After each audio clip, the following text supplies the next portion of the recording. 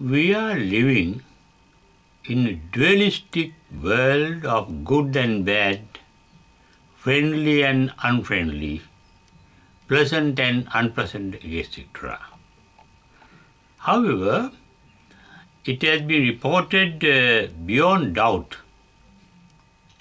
that the enlightened can live in this dualistic world with a non-dualistic mind, without liking the present and without disliking the unpleasant. But the unenlightened find that the pleasantness and the unpleasantness of things are conditional by natural factors beyond their control. That is why one's meat becomes another's poison. For example, we cannot eat many things without salt because we like the salty taste and it is good for our body when we use in the proper portion. But the same salt is a deadly poison for snails.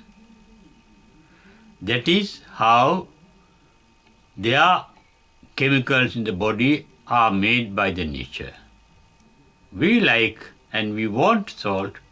That is how our body is made by the nature. The chemicals in the body are made by the nature. We inherit the genes and blood of our ancestors, and their tastes are preserved in us, in our genes. Doctors now have found out that those with O positive blood like the food that the jungle man ate. They like yam, they like meat, and for those O positive blood people, alcohol is bad because they have natural alcohol in their stomach to digest the meat they were eating in their first life. And that tendency the doctors have found in the people with O blood here. And for them, milk is not a good food. Because milk came into the use after the hunters of the ancient time, the original time, became shepherds looking after cattle and sheep and started drinking milk. And those who are descending from those ancestors find milk good for them, not for those who are descending from the hunters with O blood, O group blood. This I noted not to bring a medical knowledge on you, but to show we like certain things and dislike certain things due to conditions beyond our control. Until unenlightened, we don't know the supreme bliss of mind, free from likes and dislikes.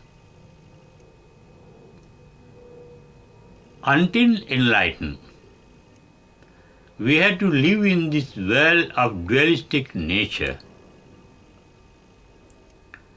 getting things we like and removing and getting away from things that we dislike. Without that, we cannot lead a comfortable life here. We cannot live like the enlightened. If you try to imitate the enlightened and try to live without likes and dislikes, we cannot live long. Sometimes we might go even mad. However, the Buddha's teaching on this subject can be used by us to a certain extent. He himself has said that the pleasantness is a cause of suffering. Ida Dhammapada Piyato Jayati Soko. Pleasant is a cause of suffering because when we get attached to the pleasant is not lasting long. Everything in this world is impermanent. Everything is subject to generation and degeneration, decay and destruction. When we lose the unpleasant, when we lose the pleasant, we feel unhappy. When we come in touch with the unpleasant, we become unhappy. The pleasant makes us happy, the unpleasant makes us unhappy. That is why he said in the first sermon called Dhammacakkappavattana, Piyehi vipayogo dukkho, appiyehi sampayogo dukkho. Sorrow comes when there is a separation from the pleasant, and the sorrow comes when we are in association with the unpleasant. And those are two dualistic nature of this life. But even in this life, Buddha has advised us to tread the middle path, being not slaves to our likes and dislikes.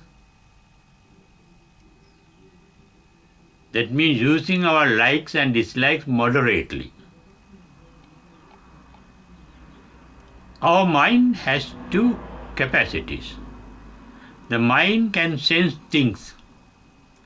The mind can sense what is pleasant and what is unpleasant. Mind can become aware of them. But after the sensation, after that awareness, the mind starts thinking. Buddha said, thinking is the cause of all our suffering. In his first paean of joy after the enlightenment, he said what happened to him at the enlightenment. Visankara gatan citta. The thinking process stopped. There was a silent mind without thinking. There was a peaceful mind without thinking. Thinking causes vibrations in the mind. The vibration at a certain range you may feel pleasant, but at a different range we are destined to feel very unpleasant and unbearable. But if the mind comes to a level not vibrating, its process of thinking stopped, then it is a non-vibrant mind. Puttasya loka dhammehi chittan nakampati. That is how Buddha described the nature of an arahant mind, enlightened mind. When they are in touch with different items, different objects of the world, their mind is not disturbed. No disturbance vibrations. Not perturbed. And such a mind comes to us gradually when we are treading the Buddhist path called the middle path. In treading the middle path, we have to realize what the Buddha has said. In the Dhammapada, in the Piyavagga means the chapter on the present. Is it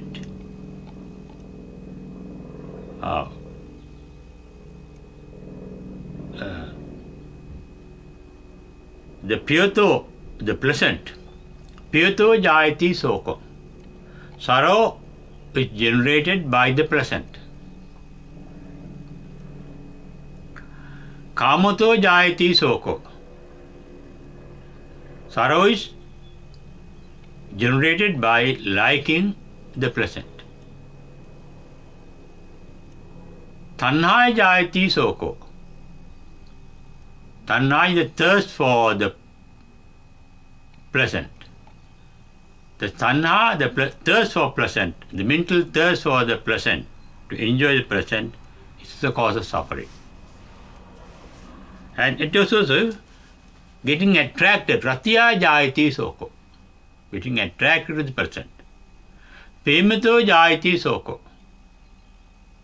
loving the pleasant, is a cause of suffering.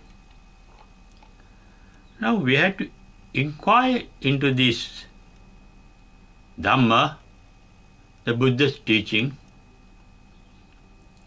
deeply to find out how we can overcome our natural tendency to be attracted to the present. In Buddha's teaching, we find the cause of unwholesomeness in our mind. The root of unwholesome in our mind is lobha, dosa, moha, greed, hatred, and ignorance. Greed is liking, desiring what is pleasant. Desha means repelling, hating what is unpleasant. Moha is not knowing the real outcome of such liking and disliking. And those are the causes of an unwholesome mind. Unwholesome mind means mind that is hurt. When there is no hurt, the mind is pleasant. Mind may get hurt by the unpleasant. That is, our attitude to things can make the mind pleasant or unpleasant if you are intelligent enough to know the nature of our mind. If we know how to be in the middle path, if we know the equanimity called upekha, and the reality of the nature of this world in which we live, is the world is dynamic, anicca. Dukkha, it is in a state of transformation. Anatta, nothing can retain a permanent identity. What we like, what is pleasant to us, we have to admit that they are temporary, not permanent. They are transient. When we know through wisdom, both the likes and dislikes, both the pleasant and the unpleasant, are doomed to decay and die and disappear, then we can make up the mind, realizing the nature, but to live our normal life,